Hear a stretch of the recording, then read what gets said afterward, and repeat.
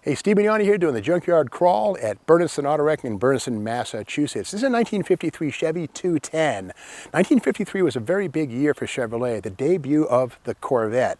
But also, it was the next to last year for the fuddy-duddy reputation of Chevrolets. Let's face it, Ford flatheads were the engines and the hot rods that people wanted, the young people. Chevrolets, until 1955, with the restyle and the V8 option, were generally seen like this as potato mobiles. You know, younger people didn't want them, and they all had six-cylinder power and all that kind of stuff. Now, this is July 1953 Motor Trend right here, and in here is a road test of the all-new 1953 Chevrolet. And here we see it, perennial favorite. Now, Chevrolet was America's top-selling car with 1.47 million cars sold, but as those red lines on the left-hand side of that page say, it says here, the engine used with the Power Glide has the same displacement, 235 inches, as the standard engine with the manual, but boasts 7.5 to 1 compression versus 7.1 of the manual transmission. Also says here, the 115 horsepower engine with the Power Glide has aluminum pistons instead of cast iron, says this story, and also pressurized mains. So again, this Chevrolet 6 was around since 1929, with evolutions and changes. But again, it's an overhead valve, pushrod 6. Let's take a deeper look.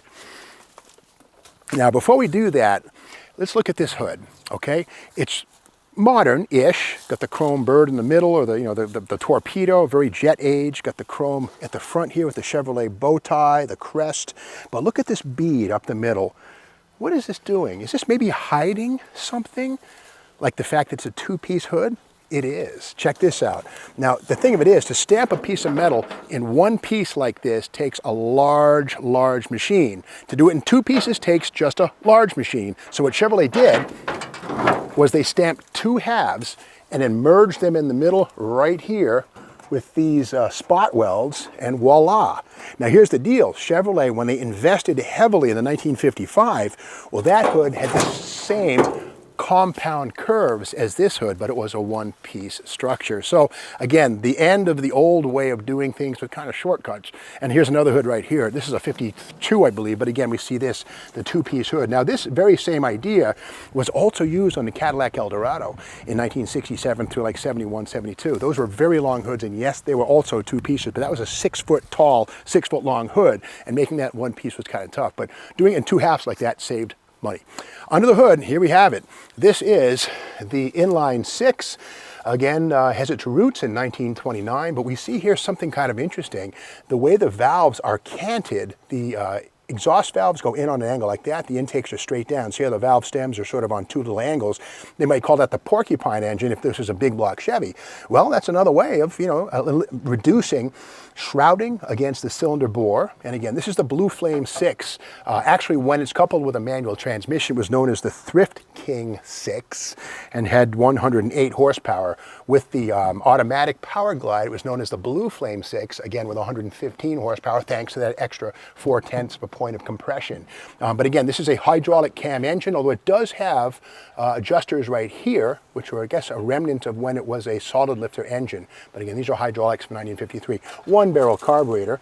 But another thing to remember, this is the same basic engine used in the 1953 Corvette. Same 235 cubic inches. Now that had 150 horsepower, thanks to 3 one-barrel side draft carburetors, a hotter cam, a little more compression, and a dual exhaust system, believe it or not, split manifold. So again, the Corvette's initial Blue Flame 6 in 53 and 54, and a handful of cars in 1955, yes, basically had the same essential engine. Crazy but true. The air cleaner on this one here, far cry from the cowl induction, 14-inch AC paper filters of 1968, 69. This is actually an oil bath filter, and there's actually oil inside of the bottom of this thing here. The oil enters through this grate, or the air, I should say, and prevents pebbles, small birds, and stuff from getting in. But the oil traps particulate matter before it gets sucked into the carburetor. And you'll see on this is no oil filter. That was an option. It would live right about here. But again, oil filters weren't standardized on Chevy engines until 1956. And it's true, the 1955 Chevy V8 engine was a non-oil filter engine. You paid extra. So for 56, Chevrolet changed the engine block casting to take that oil filter that goes on at the driver's side back. But again, this is the old days. And also 53 was the final year for valve covers held on by central studs. These guys right here, 1 and 2. For 1954, they went to perimeter bolts, which did a better job of pinching the gasket. So again, some firsts and some lasts here under the hood. Another detail is the vacuum wipers. This thing right here, this is the vacuum wiper motor, and they're good and they're bad. The bad news with these things is that if you're pulling through a traffic intersection in the rain or in the snow and your wipers are going full bore and you give it full body gas, the engine actually reduces the vacuum. This thing slows down. The wipers slow to a crawl when you need them most, pulling through the intersection, spinning your tires trying to get through. The wipers slow down in the snow when the engines are wide open. And of course you go to idle and they flip back and forth. So this type of thing right here would be replaced by electric wipers, standardized by the early 60s. But these vacuum wipers were standard stuff on the 210. And we know it's a 210 and not a 150, which is the base model, because it has chrome window trim right here around the windshield. 150 base model would just have this black rubber stuff, which is basically the same stuff. It would not have the chrome gingerbread. And also the beltline molding here is also a 210 item. And of course the Bel Air was the top dog, and that had rear fender skirts and other bits of gingerbread. So this is the mid-level Chevrolet for 1953. Now inside we'll see some stuff. This one has the 3-speed manual. So again, this is the 108 horsepower engine, the clutch pedal down on the floor. And again, the 210 has a standard clock right here. But check this out. It's not electric. It's not self-winding. You had to wind this every 39 hours or it would go dead on you. So that would have a 39-hour memory when you wound up that little spring right there. And again, the AM radio, which we see right there, that's standard stuff in 1953. FM wouldn't arrive on Chevrolet cars until 1963, a decade later. But let's remember, of course, the first FM radio station was licensed in 1937, I believe it was. But again, FM, frequency modulation with less static. That's the beauty of FM radio stations versus AM with amplitude modulation. But anyway, another story for another time. Now this is a two-door post, as it were, a sedan. You choose, sport, coupe, whatever it is. The Bel Air was optional with a hardtop roof, but again, this is the two-door post body style.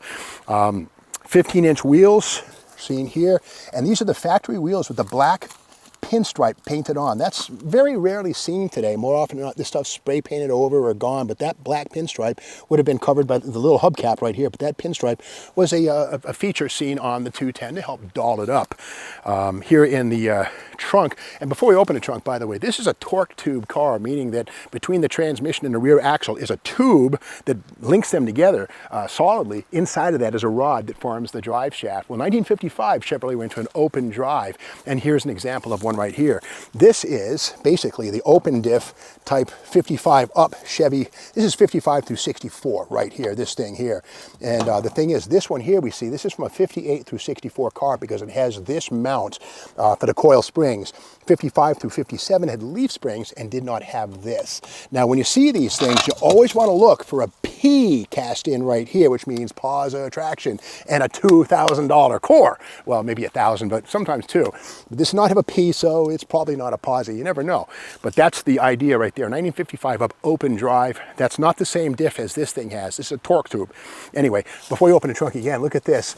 Something collectible these days are these dealership die-cast things. So in here, Shelburne Falls Garage, Shelburne Falls, Massachusetts. Not too far from Bernston, where we are right now. But the whole pitting thing right there is just part of the deal with the pot metal, which has it's a zinc type of material and has integrally trapped air bubbles, which over time come on out. So anything that's made out of pot metal like that or zinc is that kind of flawed to start to unravel no matter where you store it, but they still look pretty cool. Okay, inside the trunk, what do we got? All right, there we go. Yeah, large trunk. This is from the days when, American passenger cars, the idea was that you'd put your luggage, your groceries, people, whatever, in the back if you go to the drive-in movie. But yeah, big cavernous trunk on this 53 Chevy. So again, this is a two-door.